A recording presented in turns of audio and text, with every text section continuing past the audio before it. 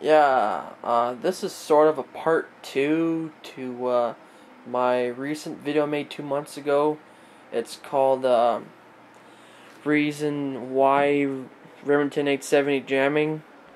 I just wanted, in that video I explained that the Remington 870, your Remington 870, your brand new one, doesn't really like the low brass Winchester field and range load.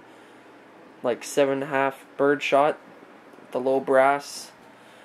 It would be the same thing like this, but it would be from Winchester. It would just be your normal field loads there. The Remington 870 doesn't really like that.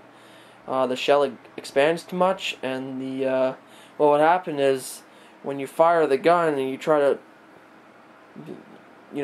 cycle it, it'll get stuck. So some people would have to. The bolt won't open. The bolt won't go back. It's stuck.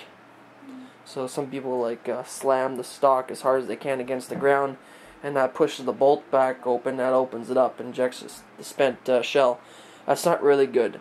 So what I did to correct that problem so my gun doesn't jam anymore, I switched to Federal 7.5 field and range. You can see that field and range. It's the shit used for trap and whatever, skeet. And a lot of people still don't get it. A lot of people say that the Remington 870 is a cheap ass gun and it sucks. It's not reliable. My Mossberg 500 could take the Winchester stuff. How come you could shoot? This is the most common that I keep on getting. How come people could shoot the Winchester slugs, but can't shoot the field and range loads? Well, it's because it's because the Winchester slugs are high brass. Okay, it's gonna have a better cycling when it's spent. It won't jam. It's the low brass that jams inside your Remington 870. That's the shit that clogs your gun there. So what I did is I switched to Federals. Federals work great. It's fun.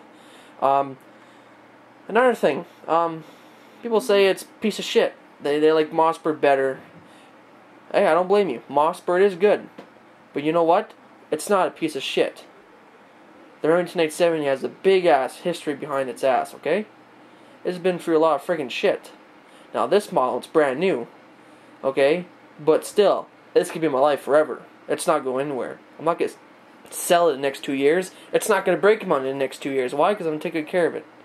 It's not a piece of shit gun. I don't know where you guys get this from. All you guys that don't know jack shit and play Call of Duty and you got your uncle or some guys saying, oh, the Mossberg.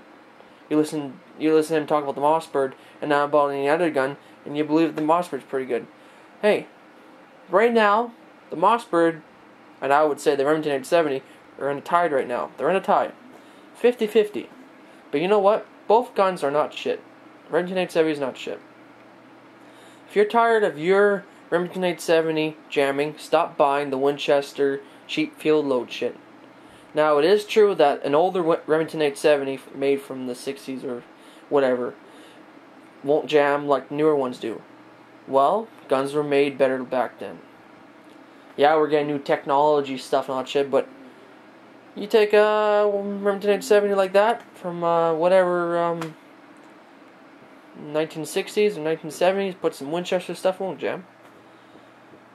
And if it does jam, people say you could polish the barrel, you could, I don't know, do a bunch of stupid shit to it. Something I wouldn't do to my Remington 870. But ever since you know what? I could put Winchester slugs in there, it works. I could put Winchester turkey loads, works. Put Winchester field loads, jam.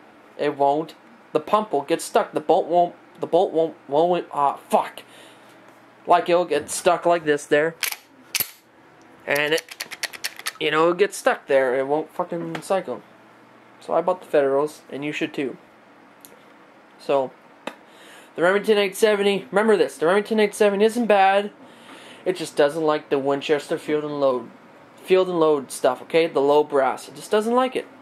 Not every ammo is good not every ammo is liked by, fuck. You know what the fuck I mean. I'm turning off this camera now because I'm starting to get pissed off. That's it. Thank you for watching my freaking part 2. Shit.